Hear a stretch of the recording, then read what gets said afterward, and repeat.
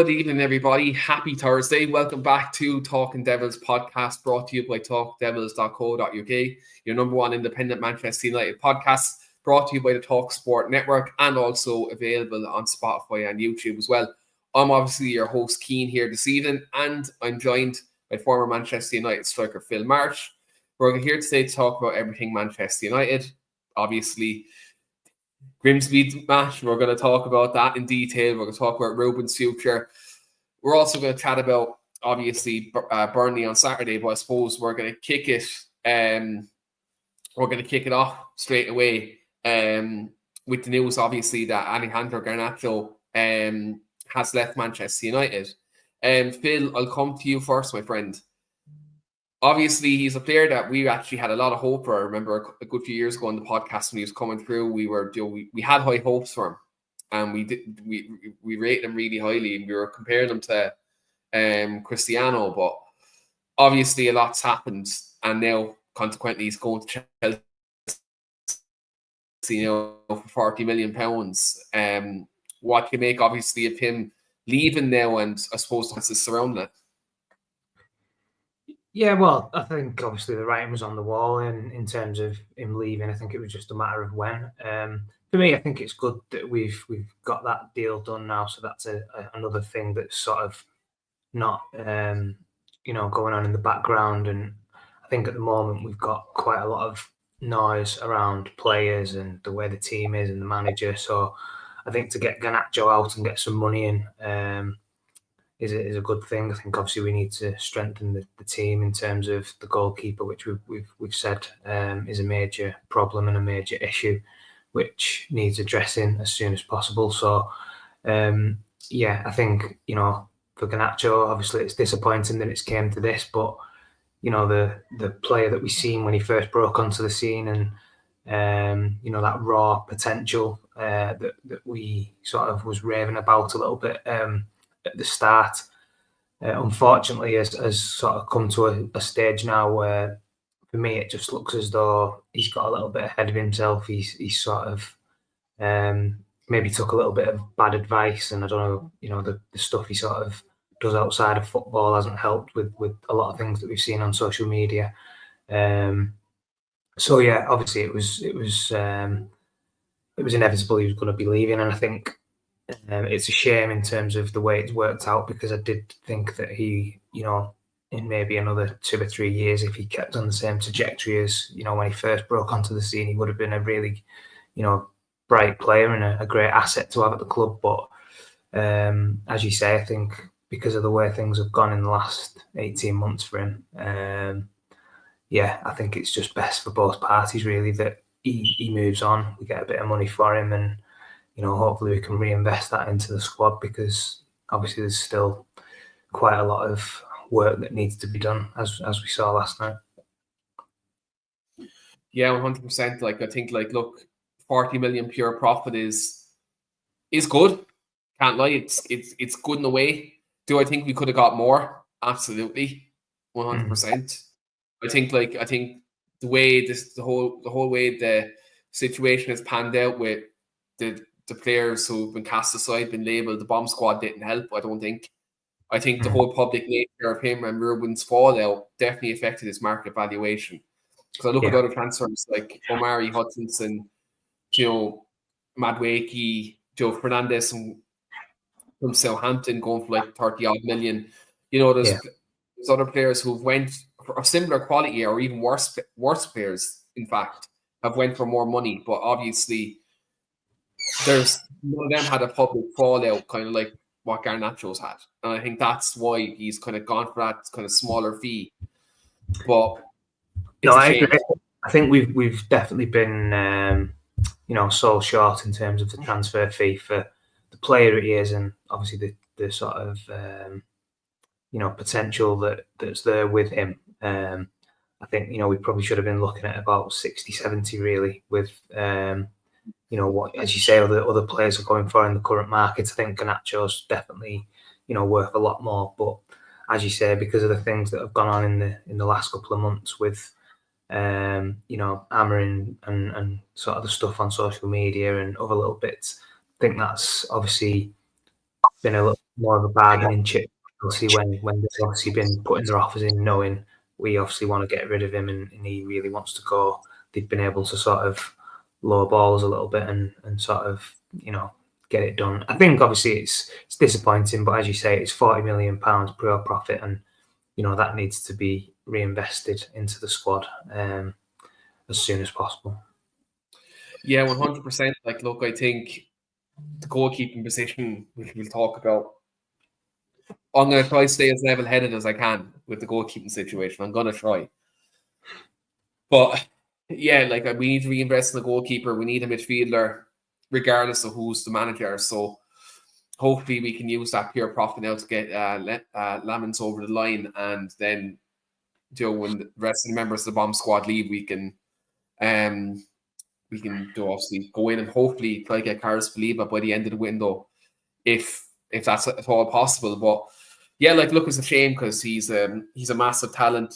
He there's undoubtedly there's talent there. His decision making at times can leave him down, but ultimately, he could be a world beater. And I think, look, whether he does that now at Chelsea or elsewhere, who knows?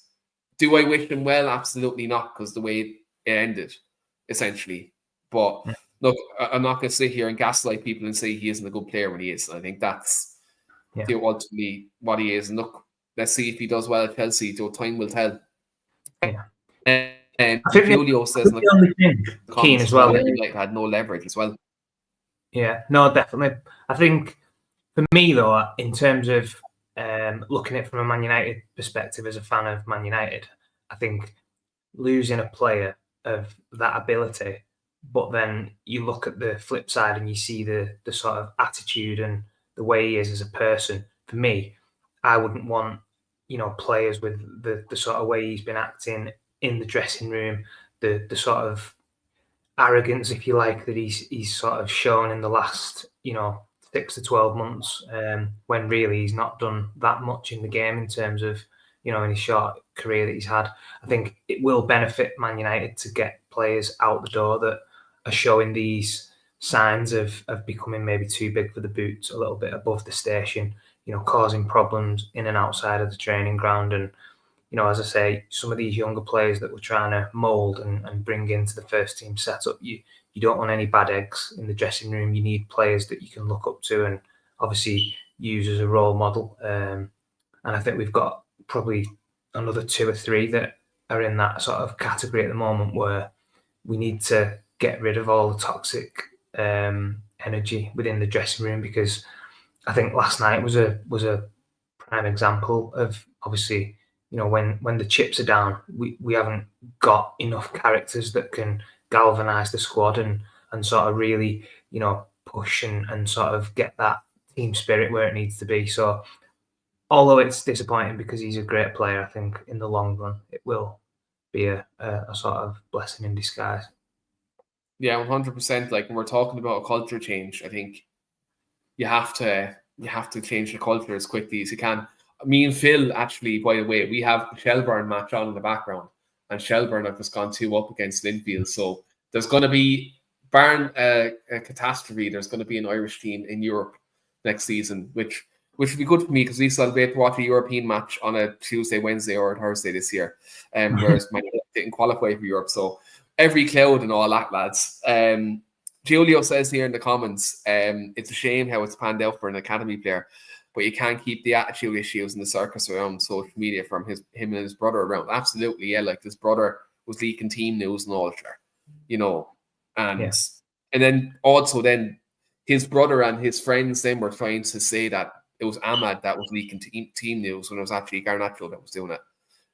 Rashford actually got the blame as well, and it was actually Garnacho and his brother that were doing it. So there's many things. There's attitude issues, vaping, being caught vaping, all that crack. Like, it's unprofessional, and I don't think Enzo Maresca won't pull up with that stuff anyway. Like, he's a very strict character.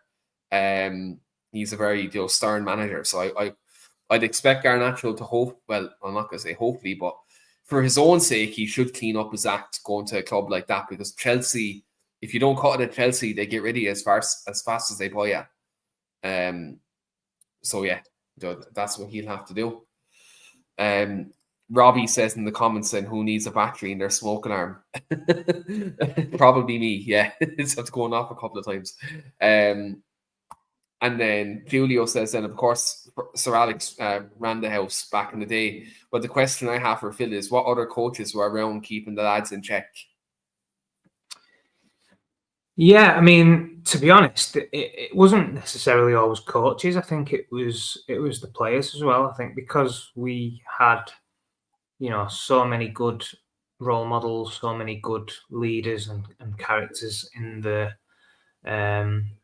dressing room at the first team level, all the way down really into the youth team. There would be issues at times, and coaches maybe would have to get involved. But I think because of the way the culture of the club was, and everybody knew sort of the rules and sort of what the expectations were at that time, any sort of issues would always be dealt with in house. And a lot of the time it'd be the players that would deal with that, whether it be conversations or whether it be a senior player, having a quiet word with somebody, or maybe just asking for some advice on a situation. I think obviously nowadays it's completely different because there's so much social media attention. There's obviously a lot more player power than there was back then. So yeah, it's a lot more difficult now. I think obviously we was quite lucky in the respect that there wasn't as many things that could go wrong in terms of all the platforms and people being absolutely everywhere with phones and cameras. So yeah. It was a different era really. But yeah, to answer that in short, really, there was coaches who would try and help out as and when, but again, a lot of the time it was dealt with by ourselves as players. I say if he stepped out of line, like some Roy Keane and Ryan Giggs would tear you in like. Yeah, and it was good because there was times when some of the younger players maybe got a little bit ahead of themselves, or because you're earning a lot of money, you would maybe start to wear maybe some flashy clothes, get a brand new car, and I think the first team players would automatically pick up on that and just sort of try and nip it in the bud and maybe just do it in a polite way and maybe do it as a little bit of banter to start with. And if obviously things didn't change, then it probably would be a bit more of a stern conversation, and just to keep you grounded and just let you know that obviously the hard work is only just starting really. Obviously if you sign a professional contract and your money sort of increases probably by about 5 or 6 times what you're earning, obviously naturally you're gonna get a little bit more excited and probably spend a little bit more money than you probably would do normally. But I think a lot of the time there was people there to keep you sort of on the straight and narrow, which was good. Yeah, exactly. And you have good people in the dressing room then to keep you going. Like that's the main thing as well. It keeps a good culture there. And Julio obviously makes the observation is that you hear stories that Man United boys are normally good on loan as well, that they come from a good upbringing. I don't know whose podcast it was. It was a former manager. It was a Big Sam. It was either Big Sam or Ian Holloway. It was someone like that said that they got United players known every time they came in. They're professional and I think I've heard things like that. I think obviously when United players go to a different club and the sort of standards aren't quite the same, I think it would have been a bit of an eye opener really for them, because the way we was sort of on a day-to-day basis, it was just inbuilt in us to come in and be professional, to respect everybody, to treat everyone with the same way that you would want to be spoken to, etc. Obviously that was different at that time, other clubs. So because United was obviously the top club back then, and obviously all the players were buying into what we was doing, hence the success on the pitch, I think a lot of other clubs would have looked at players who maybe went on loan or to different clubs and seen the level and the standards that were being put in place at Old Trafford and at United at the training ground. Yeah, exactly. And like that's where we've kind of lost that at the moment, like standards and players applying themselves. We're going to get to Grimsby now in a sec, because I feel like we have to address that elephant in the room. I was going to come to the last two comments, and then we're going to talk about Grimsby, because I know people who are watching on Twitter or you're watching on YouTube definitely want to hear what we have to say about that. If you are watching on Twitter, though, your comments actually don't pop up on the live.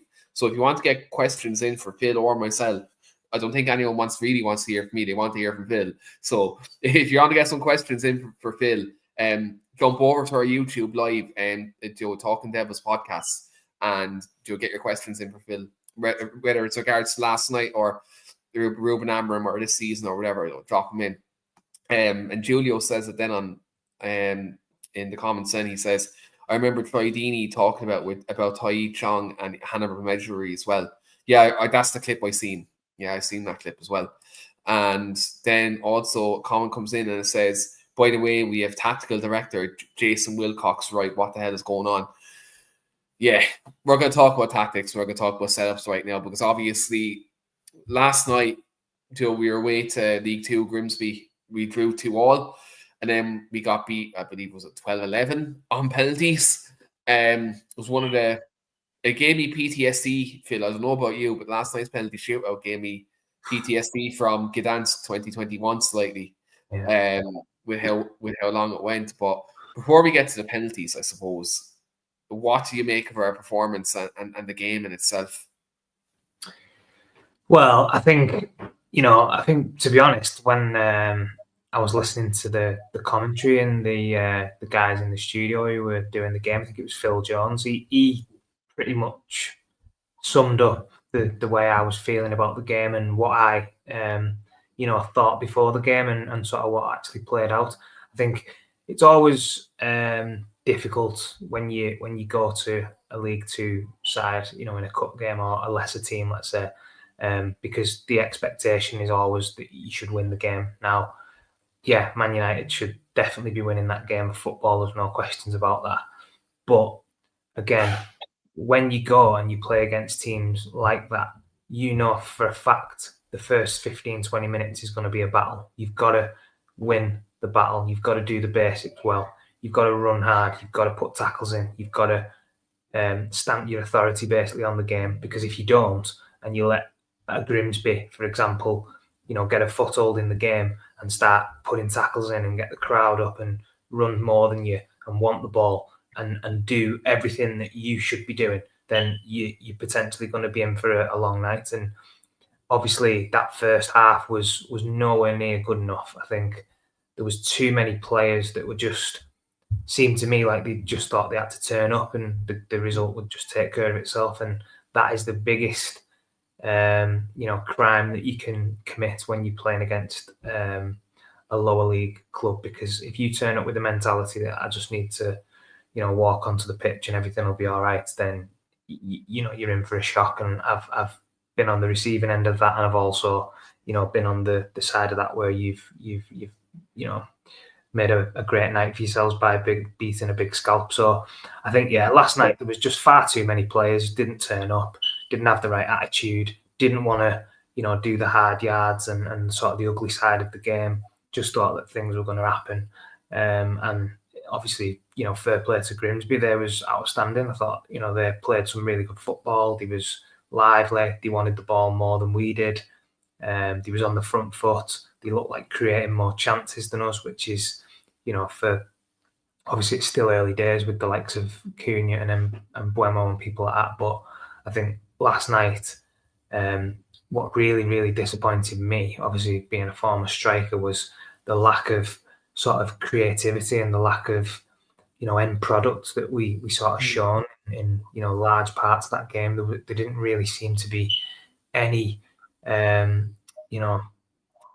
bits of play that sort of got me excited, and I think it just went from sort of bad to worse. Obviously late on in the game they got a little bit tired and we managed to get back into the game, but obviously the whole game as a whole on reflection was absolutely nowhere near good enough. And obviously the manager's comments after the game reflected how he was feeling in terms of what he's getting out of the players at this moment in time. It's not enough, whether that's a tactical thing, whether that's motivation from him or from the players. It's not really clear yet to sort of put a sort of your flag in the ground to say it's definitely one thing or the other, because we're still obviously early on in the season. I think on reflection, you look at the 3 games we've had so far. I think Arsenal, pretty good performance, but obviously lost the game. And then Fulham, that's the type of game where you're winning 1-0 and you've got to see that game out and just take a 1-0 win away from home, 3 points, ugly win. And obviously to concede that goal late on, and then it just takes the wind out your sails, because you feel like you've lost the game in effect, even though you've picked up a point. You feel like you should have won the game and you've lost it, and then obviously you sort of in that mindset then of negativity. I think obviously now the game on the weekend against Burnley is going to be absolutely massive. I think if we can't get 3 points there, then that's just going to be unthinkable, really. I wouldn't even want to put that out there, but obviously that potentially could happen. I mean, I could see Burnley actually beating us at the weekend. I'm just being blatantly honest with what I'm seeing at this moment in time, and how I feel in terms of about what the players are offering, and the sort of vibes that I'm getting from these first few weeks of the season. I was optimistic. I was thinking we've signed some proven Premier League quality. It's a fresh start. We've got obviously a couple of games that we could start well with, and obviously get a couple of wins, and it's just not panned out. So yeah, a little bit worrying, to be honest, Keane. Yeah, it's first of all, I kind of want to preface before I go off on one, right? The first thing I want to say is fair play to Grimsby for last night. That's the first thing I want to say. Is fair play to them. They did play well.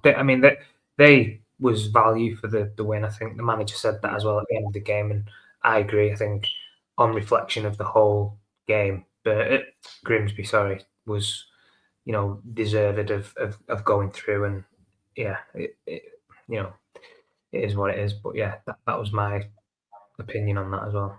Yeah, like first of all, I really do want to say like fair play to them for how they played. They worked really hard.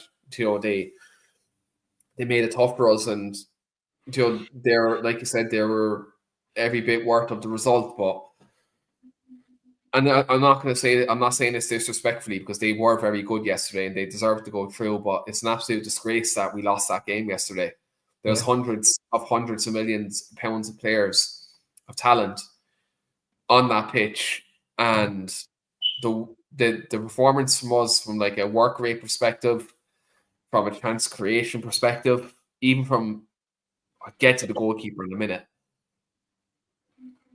But all the X and O's of football were just horrible from our side. And we're meant to be a Premier League side. We're like the United's, what was it? The valuation of our squad yesterday was 880 million. Overall, like with our overall squad. Grimsby's squad was 3.5 million valuation. And but if you was a neutral watching that, you wouldn't have known who was the Premier League. You wouldn't have known it at all. You wouldn't have known it at all. Like, when you looked at the way we played, like we weren't stringing passes together. We were making loads of horrible decisions. We let, like, there was times where we were playing out from the back and we were just letting them into the game. We were and the thing about this, when you're going to a team in the lower divisions, them stadiums, they're tight. Do you know what I mean? The fans are really close to the pitch. Do you know what I mean? The last thing you want to do is take a bad touch, make a bad pass, and allow them, their fans to be the 12th man there. Do you know what I mean? That's the last thing you want to do. And we done that. Yeah. And played into their hands straight away from minute one. So yeah, 100%. And what really gets me is the performance of some players. So in particular, I think Diogo Dalot was absolutely useless yesterday. He was shocking. It highlights, like, I've been gaslit for the last year and a half, people telling me that Diogo Dalot is a Manchester United right back. He isn't. No. He's not. Like, I think it's absolutely insulting that he has that number 2 jersey when I seen he got that number 2 jersey, it insulted me because like Gary Neville wore that number 2 jersey, Rafael Silva wore that number 2 jersey. You know, top right back. So I've watched in my lifetime.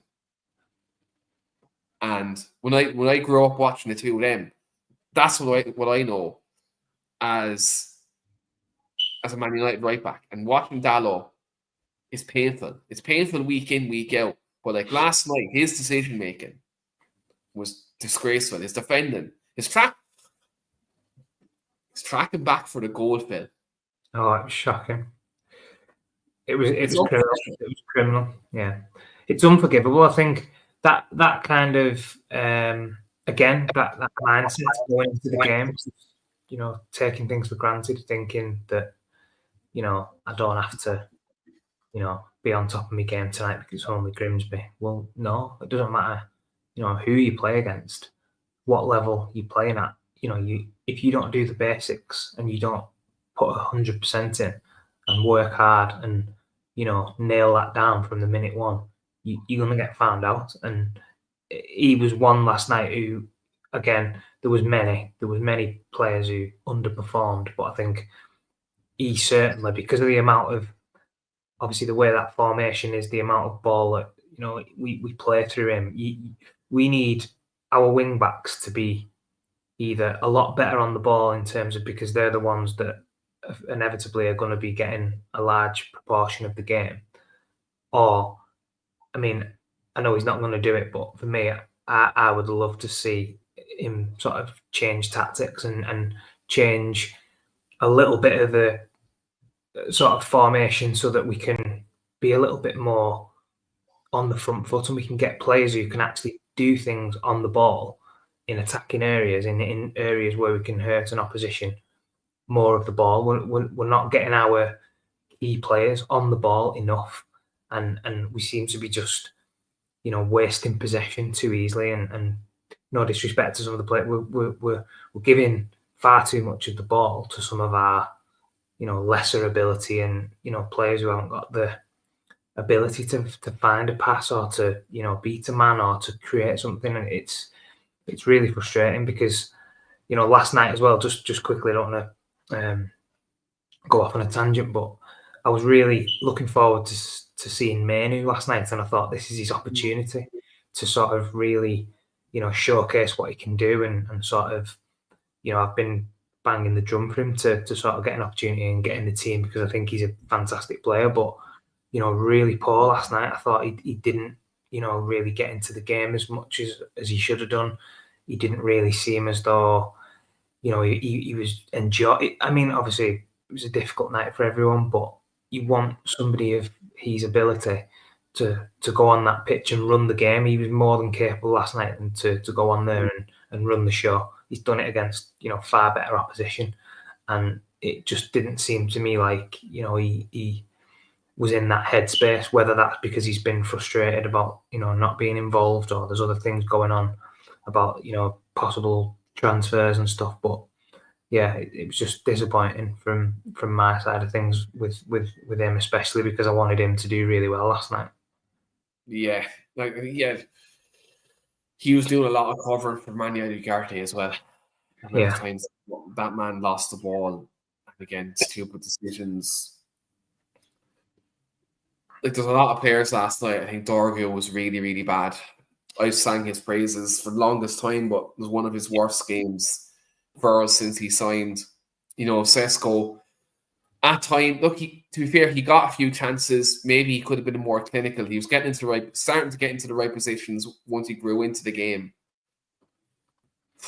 It was like, look, overall, it was shambolic, to be completely honest. And again, I'm trying to remain as professional as possible here.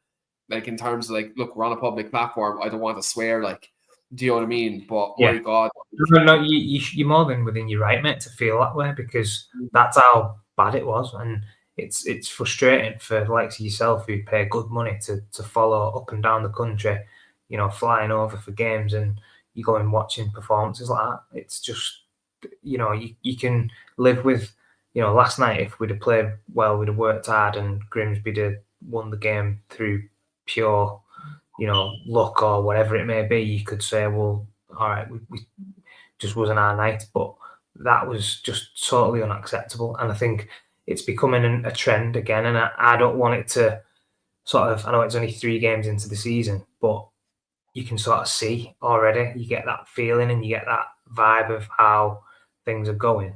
And for me,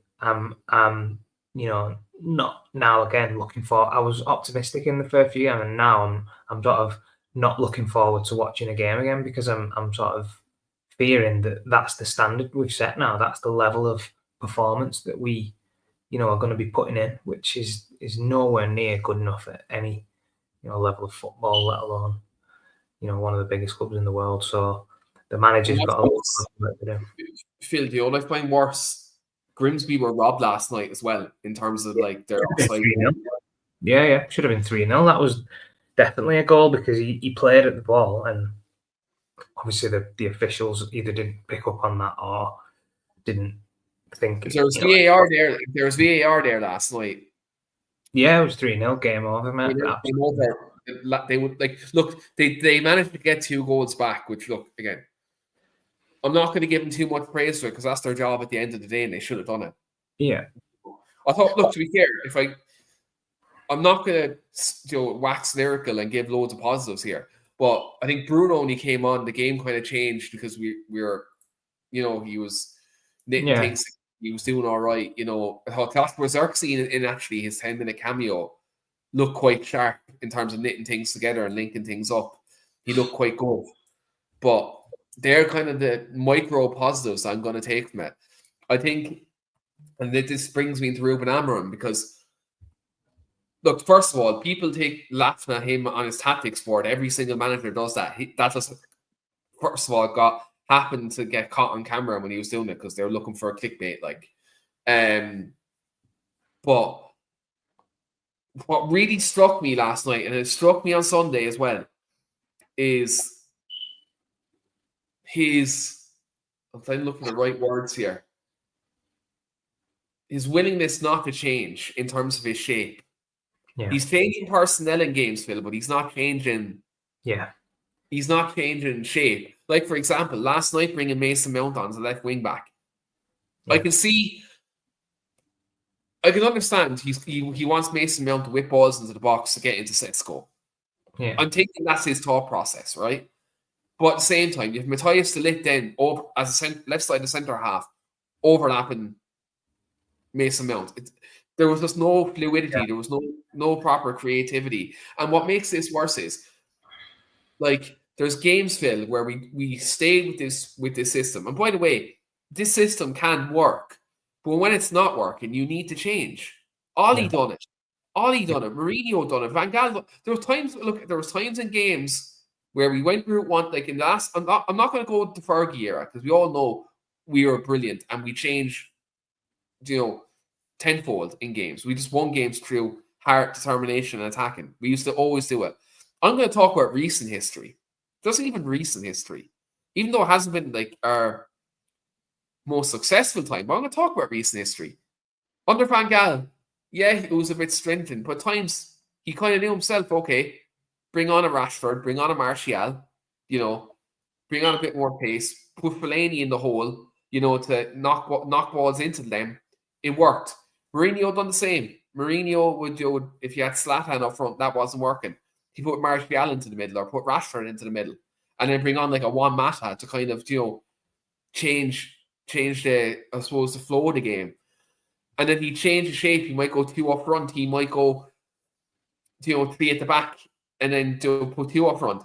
There's times when these managers done it. Ollie done it. Ollie used his time used so many different systems. He used the 3 at the back. He used the diamond. He used the 4-3-3. He used the 4-2-3-1 when it was appropriate. He used to change off the cuff. And Ollie got a lot of disrespect actually in his time because of his football wasn't scintillating. But at the end of the day, he actually did change in games. Sometimes he'd go with Omni and Fred in midfield. Then sometimes he'd put Pogba into midfield if he wanted a bit more control. Look, I could go on all day in terms of how these all previous managers we've had in the last 12 years, even if we haven't been as successful as we were in our previous era, There was times where these managers did change in games. They would do things to try and get a result. Ruben Amorim, and look, as much as I actually look, in fact, people go through my Twitter timeline, I'm very consistent. I was supporting them. I remember coming out of the ground that was Sociedad or Bilbao last year. It was one of them two games. I put up a tweet and I said, Ruben Amorim's going to bring back the glory days.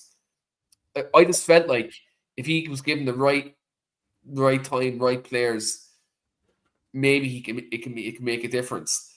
But like since then, in these Premier League games, in these domestic games, when we come up against a team with physicality with this system, we come up against a team that'll press us high. We struggle. We really do struggle.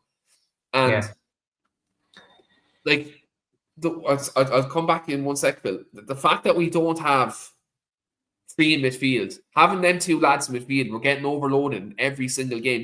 You'll know this from professional experience. When you're getting overloaded in the middle of the park, it's you need difficult. to put our man in there, and we don't do it.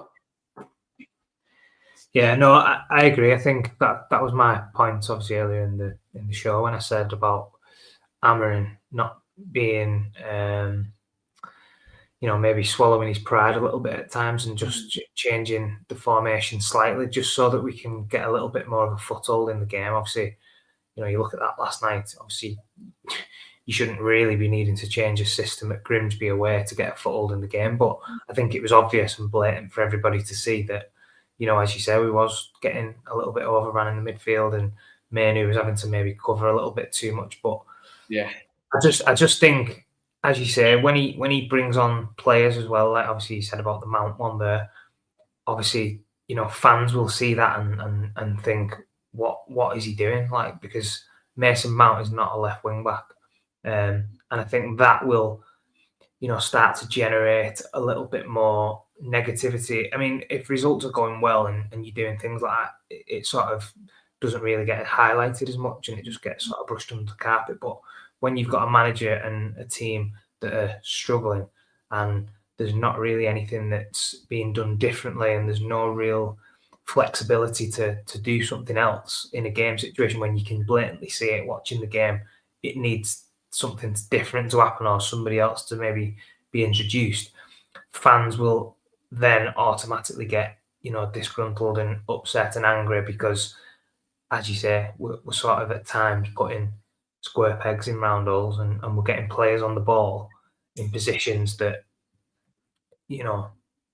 they're all top players or so-called top players. They should be able to do what's asked of them, but as a former player, you want your best players on the ball as much as you can.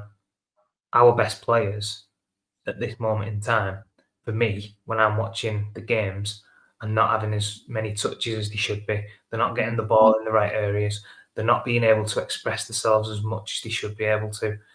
And whether that's down to the formation or whether that's down to, them as a player to not be able to, go and, the best players, like I obviously look at Wayne Rooney and people like that, if he wasn't getting a touch of the ball, he would go and hunt and get the ball and make things happen, because that was inbuilt in him. That was, his drive. I'm not touching the ball for 5 minutes. Give me the ball. And if you don't, I'll come and find it and I'll get it. To me, there's too many players at this moment in time in the current squad and the current generation of players who are just quite happy to float around a pitch and not really, be involved and, pop it off and just do the simple, just, play backwards, play sideways. I want to see people doing something a little bit more different, who can beat a man, play forward, get a trick, do something that, gives the team a little bit of a spark.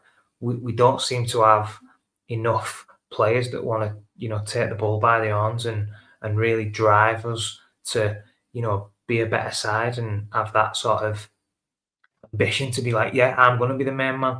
I'm going to, every week, every time I get the ball, I'm going to try and make something happen. I'm going to, try and play forward and, do something positive. There's too many who are just too safe, too negative, not enough players who want to take risks for me.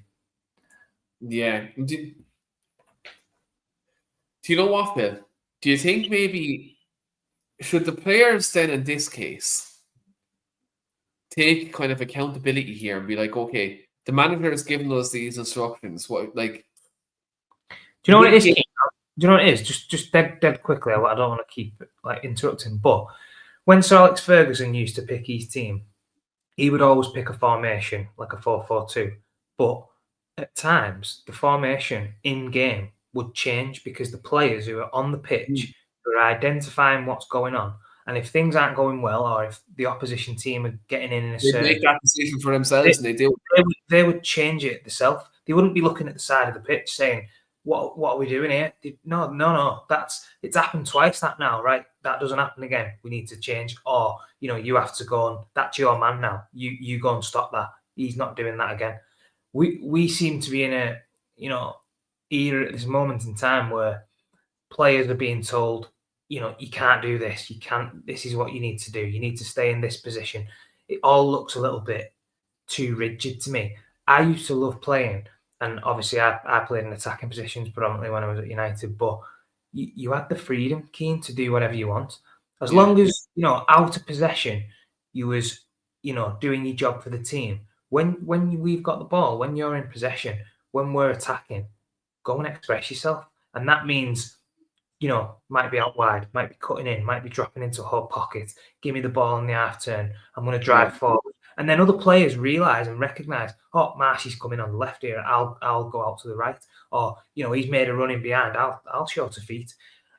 All this kind of things are like little patterns of play and little bits of sort of, chemistry that you pick up with your players that you're playing with when you're doing it regular. It just becomes second nature. And when you play against teams that maybe do something slightly different to what you're used to, it doesn't take a lot to just go, all right, okay, bang, we're doing this week.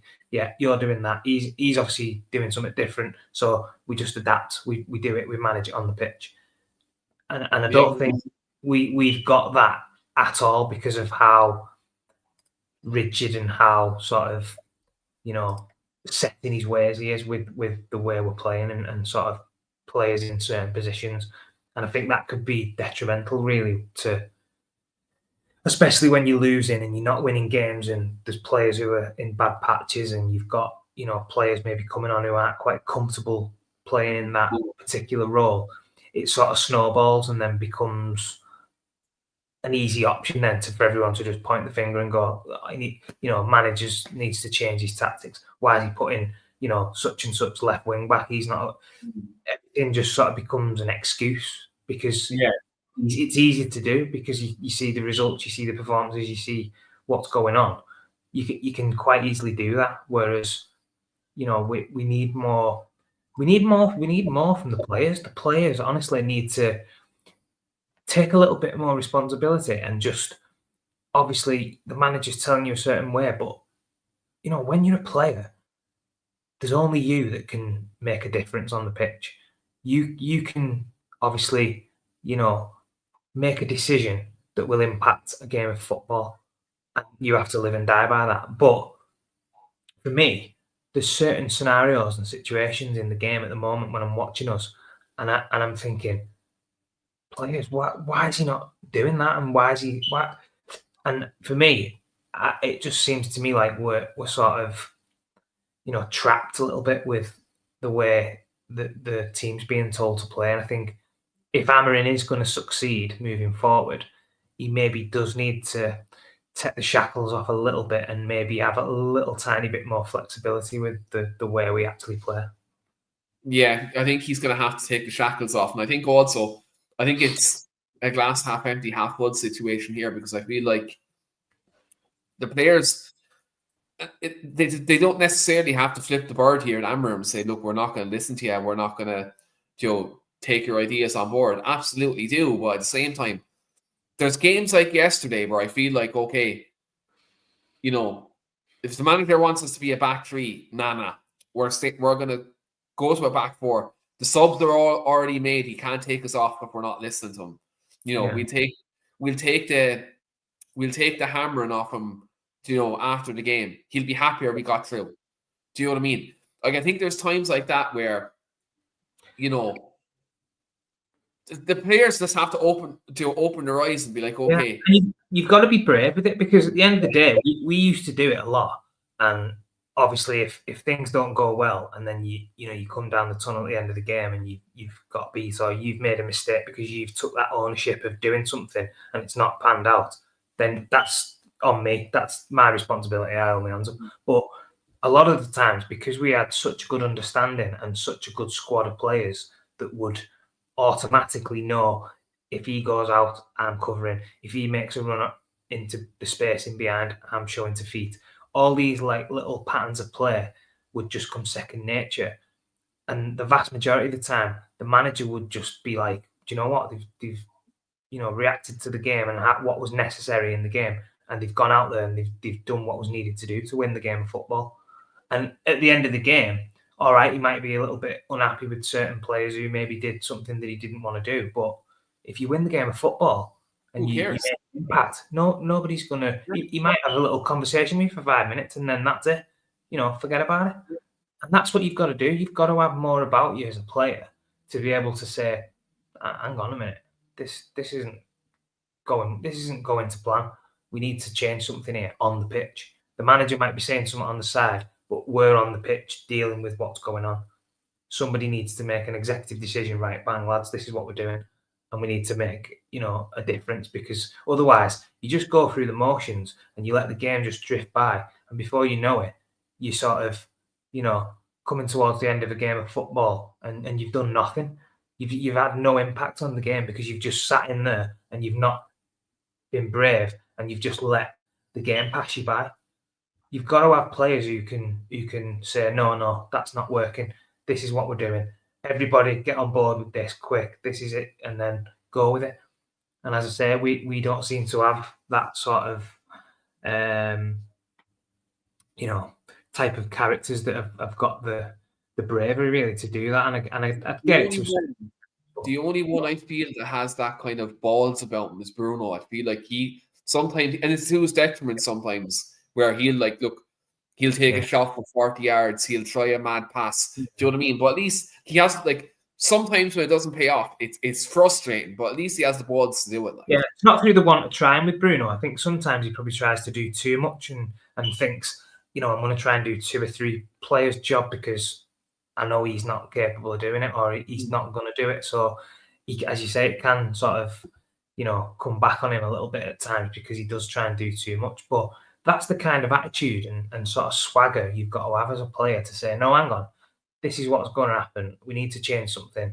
I'm going to do it. And I think Bruno does do that. And a lot of the times, you see him on the pitch and he's wanting to be everywhere. He's left wing 1 minute and then he's right back. And I think that's the kind of, attitude and character you've got to be. But then also you've got to obviously do it in a proper state of mind. You can't just do it like aimlessly and just think, I'm going to run around like a headless chicken and make everyone aware that I'm, putting a shift in, because then you can have a knock-on effect then with the rest of the team. It's got to be done as a collective, and everybody's got to understand what the change is that's happening and understand their roles within it. And I think at the moment, as you said, there's only maybe a handful of players that are capable of doing it if they ever, do it at times, and it's not working.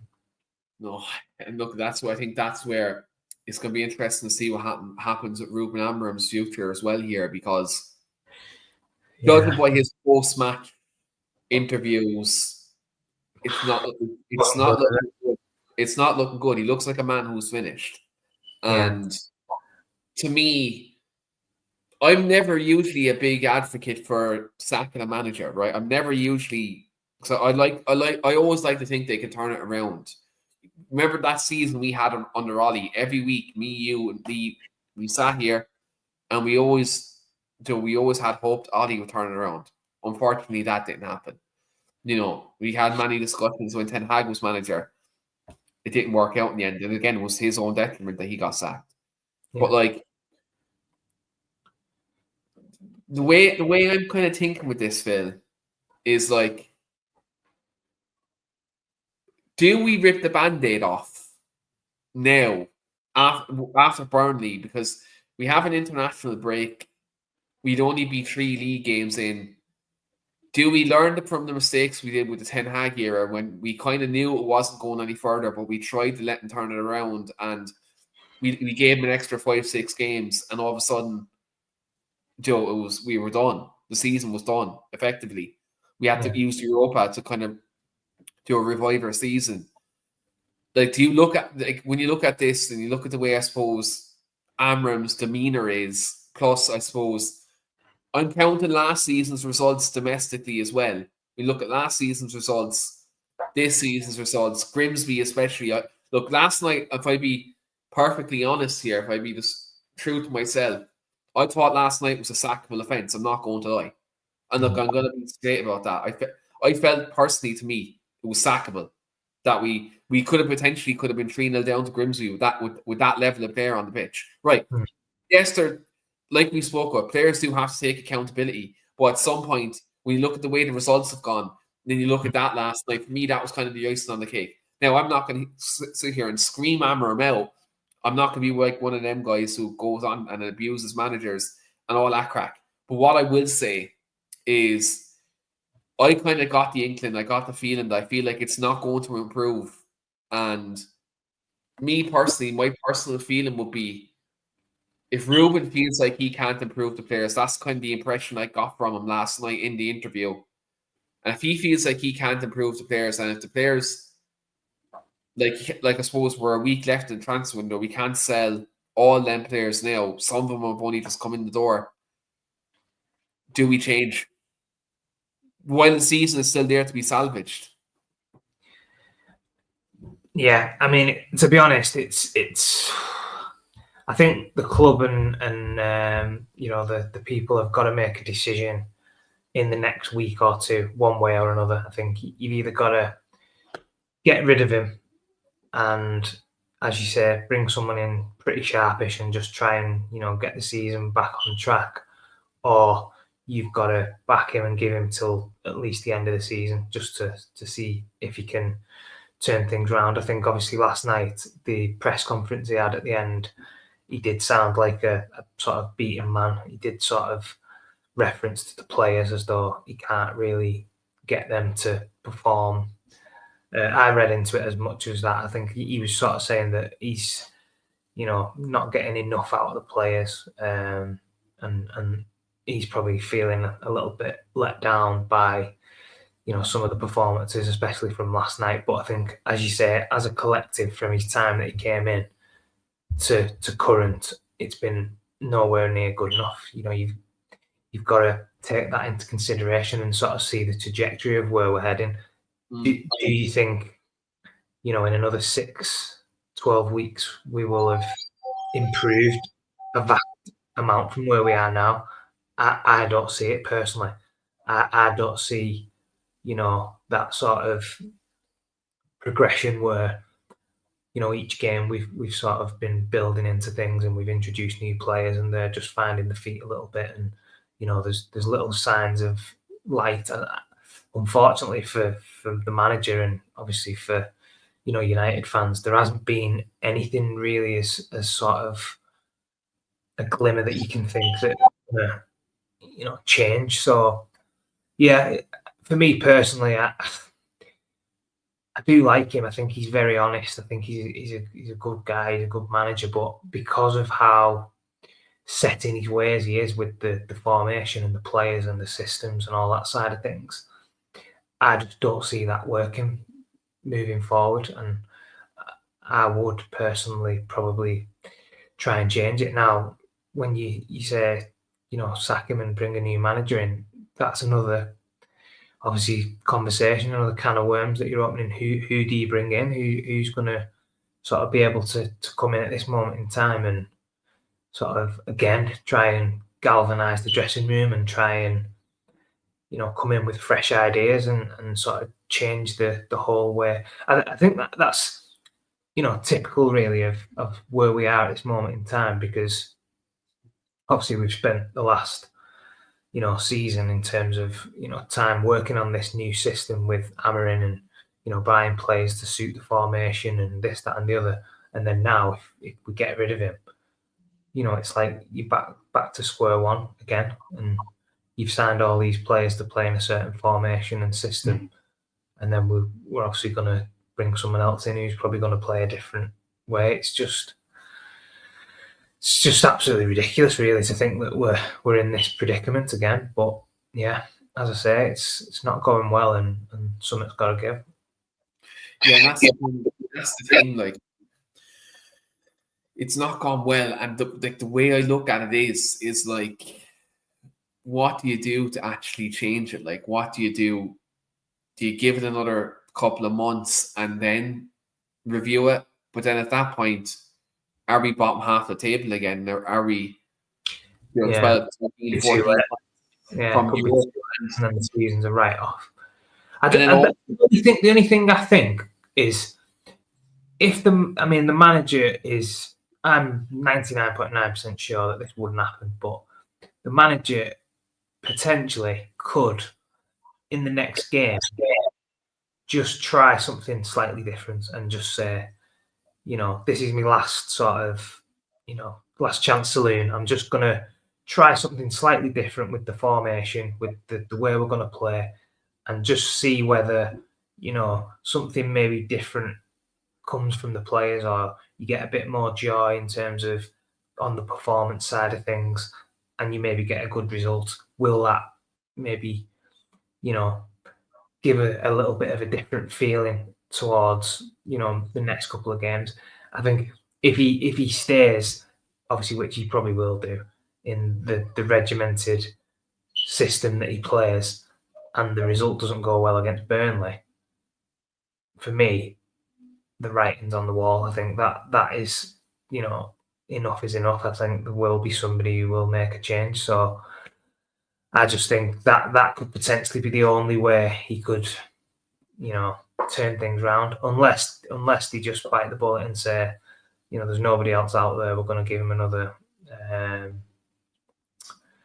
season to see what he's going to do and just go with it. But I don't think United fans are going to be happy watching, another 6 months of this kind of football.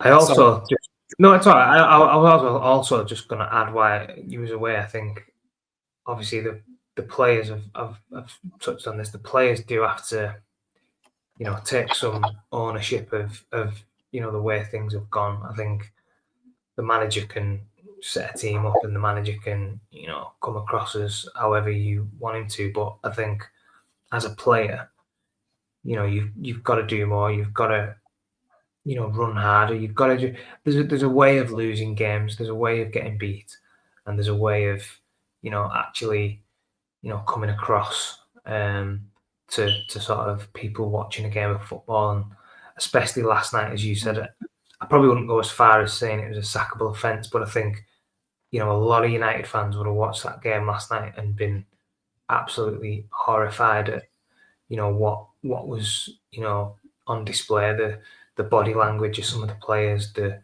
quality of, some of the performances from some of the so-called international Premier League players. It was really, really bad. And I think as a manager, you can line a team up and you can put them into whatever formation you want, but you've got to take a little bit of accountability now, because, as I say, it has been a really poor start, including obviously the results from last season. And yeah, football is ruthless, unfortunately. So something probably's got to give in the next week or two.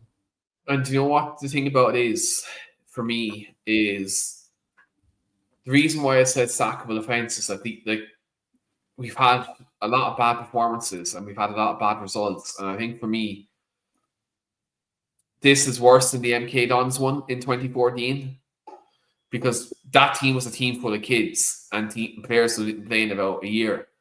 Whereas this team is basically, it was more or less outside of Matthias Delay and Lenny Yaro, Bruno, and probably Mbuemo, who didn't. Bruno, Casemiro, right? Even though, to be fair, there's a lot of people who were arguing that Mainu and Bruno should be the two, or Casemiro and Mainu should be the two, or Ugarte and Mainu should be like. I actually seen people pre-season saying Ugarte and Mainu is probably our most balanced two. No, let's say it's nowhere near it, but the social media experts. Yeah. I think that was good actually last night. That on the flip side of it, obviously it was a shocking performance, but I think again that highlighted last night that some of these so-called combinations or these so-called players that are amazing obviously was seen for a little bit more of what they are really last night. I think that's the kind of one where if you don't turn up with the right attitude and you don't give everything, it's a potential banana skin. And obviously there's no worse feeling than getting knocked out by a League Two team when you're Manchester United and you're so-called international superstars. It's the worst feeling in the world. But as I say, when in any sport, if you don't turn up with the right mentality, with the right attitude, and you just think that you can turn up and walk over a team just because you've got the divine right because you play for Man United, then that's totally the wrong attitude to have. And in a way, last night I think it was a bit of a eye opener for the manager. I think you could see how shocked he was at the end of the game. I think obviously the performance was awful, but to the extent of how bad it was and some of the players' performances and some of the things you probably seen there last night was really, really hard to take on him. And I did feel for him because you could see in his press conference he was really shocked, but he was really upset and he was really angry, I think, and he was annoyed because, as you say, we've got a massive following and fans who are going to watch that and travel and see that level of performance is just totally unacceptable. Yeah, and it'd be interesting to see what happens. I think obviously Saturday against Burnley becomes his biggest game of the season now. Yeah, massive. I think there's no other way you can kind of shape it, and I think that's he has two choices. He either sticks with this system that he's using, but he puts different players in. He tries different combinations that he's already tried. Let's say, does he go Mainu, Bruno? Does he go, Yaro? I think, to be fair, I think the back three is actually all right in isolation. I think the back three is okay in Delate, Lenny Yaro, and Luke Shaw. I think that's actually a quite good back three. I wouldn't standard them that way. I think Tom Heaton has to start in goal on Saturday. I think it's non-negotiable that he has to be in goal because the other two goalkeepers, if that's the best word I'm going to use, is the other two goalkeepers we have useless. They are fit for purpose, and the way I see it is I think Tom Heaton deserves a chance now. I think the other two have been an absolute calamity in the first few games we've had this season. So I think Heaton has to start. I don't really want to do start 11 predictions because I really and truly I think could be anything.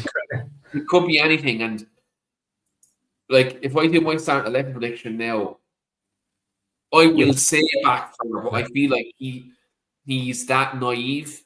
He will go back three. Yeah, I don't see him deviating from it. Yeah, because that like I think in his mind that'll admit defeat that if he deviates.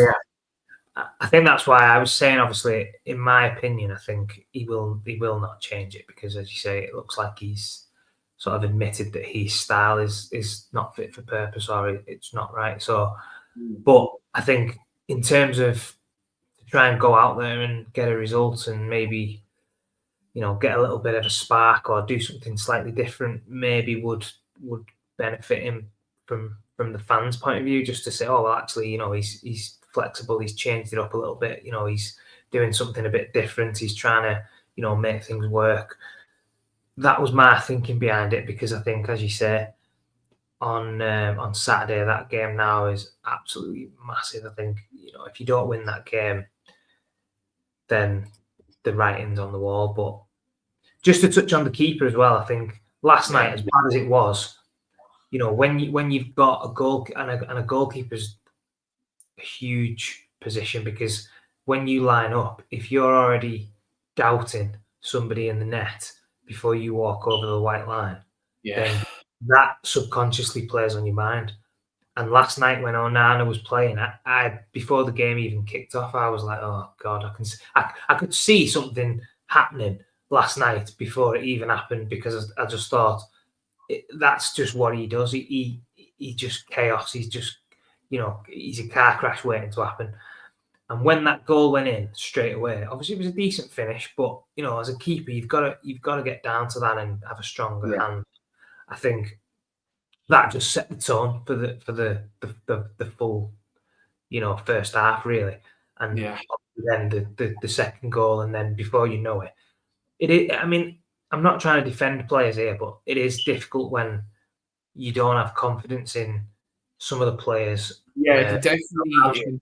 When you have that little, voice in the back of your head, or you've got a bit of doubt about certain players that are playing. Obviously, some of the younger players played last night as well, and didn't have the best games. But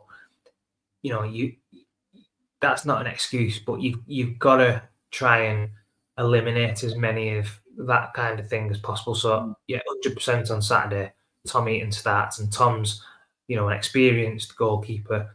He does the basics well. Obviously, he's getting on a little bit now, and in terms of our number one moving forward, Tom knows, and everybody probably knows, that he's not going to be, the answer for us to get back to where we need to be. But for a short-term fix, Tom will come in and will do a good job. He's experienced. He'll do the basics well, and he'll slot in. And I'd hope that he would have a bit more of a comforting feeling around the players. At least Tom Heaton will come out and collect crosses. That's already an upgrade.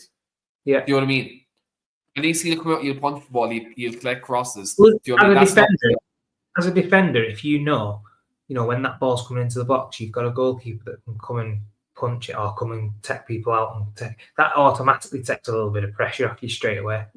When you've got someone in the net who's coming flapping and coming for crosses that he should never be coming for, then that causes unnecessary drama and uncertainty within your defensive unit, and you're second guessing yourself, and you don't know whether he's coming or going. And again, that isn't an excuse for last night, but that was a big factor last night, that he was in the net. That sort of set the tone, the way that first 25-30 minutes went, because he was making poor decisions and he wasn't up to the standard of what we needed. Yeah, 100%. And look, a lot of people say we shouldn't have sold David De Gea, but we should have. Like, we shouldn't have let him go. We didn't sell him. He went on a free. But at the same time, David De Gea was bad towards the end of his tenure, but Onana wasn't the answer. I think, look, hindsight is 2020. Do you know what I mean? It's one of them. But we're going to move on. We're going to try have a bit of crack, because I think I'm conscious, like, there's nearly 1,000 people watching us here between Twitter, YouTube, and Facebook here, and I'm just conscious people think we're being just ultra negative and we don't have a bit of crack at all. So I'm going to try lighten up the mood here. Yeah. So we're gonna. I'm gonna first of all slag myself and then slag the two boys. And I know Lee isn't here. Hopefully, get well soon. But Phil, I'm going to slag you and I'm going to slag myself while I'm here. So if you're watching on Twitter, right, because we're going to do score predictions for Burnley.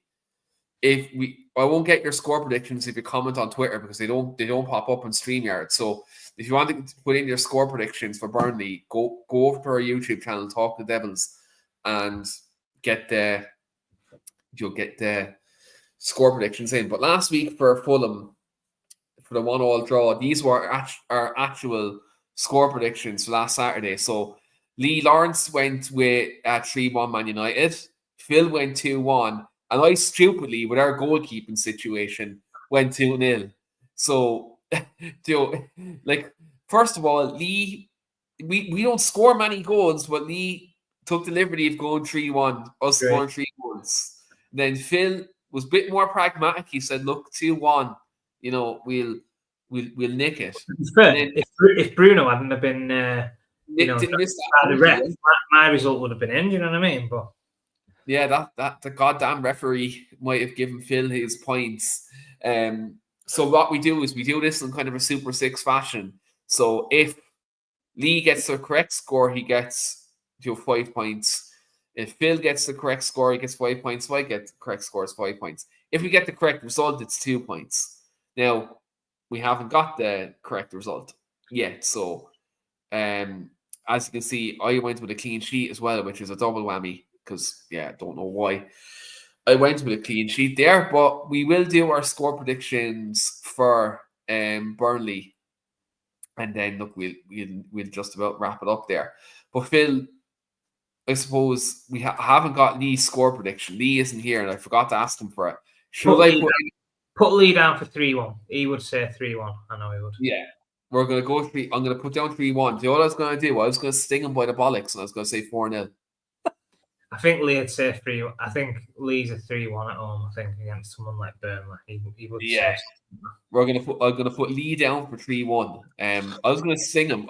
Because I'm competitive, I was going to sting him. You know what? I genuinely don't know what to say here because I don't know whether to go with my head or my heart. If I'm being brutally honest, I don't think we win the game on Saturday. I just can't see it. I think it's either a draw or we get beat, and that it kills me saying that. I just, after that Grimsby game and how deflated the manager was and the body language of some of the players, I just think, even though we're going to have, Euro back and Luke Shaw back in the back four, Burnley's just come off the back of a good. Did they win 2-0 last week? 3-1. Was it 2-1 or 3-1? It was 2-1, I think, was it? Yeah. So like they've just picked up a good win against one of the teams around them who's probably going to be struggling at the bottom of the league. Do you know what? I'm going to go for a draw. I'm going to go 1-1. 1-1. Yeah. Mark that down here now. Where are my banners? There they are. Phil's going to go 1-1.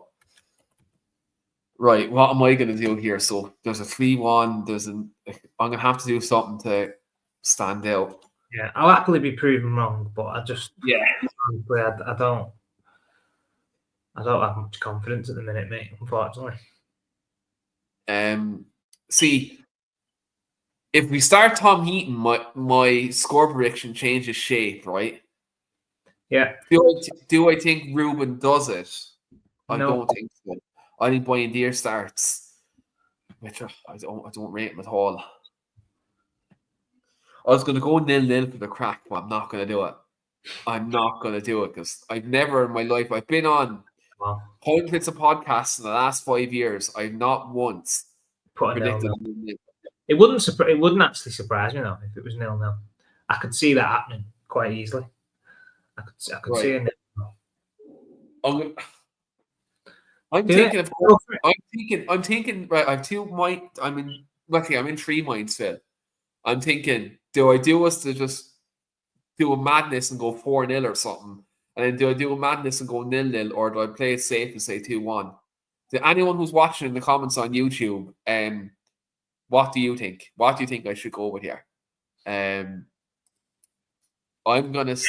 It could be. Again, I mean, any game could be any result, but literally United at the moment could be any result. We could get beat 4-0. Right. Are you ready for my prediction? Go on. 3-2. Goals galore. Wow. Yeah. I mean, to be fair, mate, any result, you could say any result, and I could believe it at the minute, which is, I don't think, as a United fan, you want to be in that position. You want to have a little bit more confidence in, maybe keeping it at home against Burnley. Back in the day, I'd be like, well, yeah, that's a clean sheet. If Vincent Kompany was their manager, regardless of what's happening with us, if Vincent Kompany was their manager, I would be like, 3-4-0. Yeah. But I think because they're a little bit more pragmatic now, I think obviously that's with Bob Harper, different game. It's a different prospect. I just honestly, I hope I'm wrong, but I just don't have a good feeling about this weekend. I think I just I don't know. It's one of them. It's one of them. You don't know how it's going to go. I was ultra positive on the first podcast we done this season. Any positivity at the moment has been ripped from my heart, which it hurts me because I really thought we were going to do well this season. Aidan joined there, my good friend Aidan. Only joined now. I'm not sure what I missed, but the way Amram hit away from the penalties was pathetic. 2-0 Burnley. Oh, that gives me PTSD from January 2020, the day before we signed Bruno, weren't it? The day before we signed Bruno, we lost 2-0 to Burnley at home. Can anyone name the goal scorers from that game in the comments? Can anyone name the goal scorers? Be interesting to see. But on that film, was it Ashley Barnes? I think it was Ashley Barnes, yeah. Pretty sure he got double, didn't he? Got one at least. I remember that, yeah. Oh God, imagine 2-0 Burnley on Saturday. Wow. Oh, if I'm Amram, I grab that microphone, like, I'm out of here. Just do classic WWE, yeah, I quit. Yeah, tap out. Yeah, that's what I'd literally do. But look, that's our score predictions anyway. Hopefully we done Lee justice and get done a 3-1 for him. But on that note, we will wrap it up there. Thanks very much to Phil for coming on this evening. Hopefully we have Lee back on next week as well to hopefully break down a scintillating Manchester United performance against Burnley. You can obviously catch us here on Talking Devils as well. So do obviously subscribe to us on YouTube. Do like the video, subscribe. I know also as well on our audio platforms as well, do give us a 5-star rating as well. It does go a long way in terms of helping the algorithm and also helping us to get out there. So we do really appreciate your support. And also if you're watching on Twitter as well, do go over to our Twitter as well on Talk to Devils as well. And we will be back next week with a podcast with Wayne and Dave and Paul Parker on Monday. And then our Tactics podcast on the Tuesday as well. So we've plenty of content, plenty of variety. So there's no better place to be than here. But until then, thanks very much, Phil. Really enjoyed your company as always. It looks like Shelbourne are going to the Europa Conference League. It looks like Ireland will have at least one team in Europe next season. I'm going to double check. Will they have 2 teams? We're going to check the Shamrock Rovers score right now. Just before we wrap, it looks like Rovers are 0-0. So 2 Irish teams are like 20 minutes away from being in Europe. So happy days for me. There's some happiness in my life. Thank God for that. But on that note, we will see you later, guys, and we'll see you next week.